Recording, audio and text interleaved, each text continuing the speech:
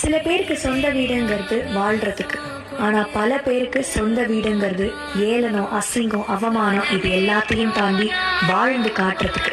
ஆம்பளை பிள்ளையோ பொம்பளை பிள்ளையோ பெத்த தாய் தகப்பனை சந்தோஷப்படுத்தணும், பெருமைப்படுத்தணும் அப்படிங்கிறதுக்காக உயிரை கொடுத்து உழைச்சு பாடுபடுற ஒவ்வொருத்தரும் வாழ்ந்து காட்டணும். அப்படி வாழ்ந்து காட்டுறதுக்காக கட்டப்பட்ட வீடு தான் இந்த வீடு. ஏன் சொந்த வீடு.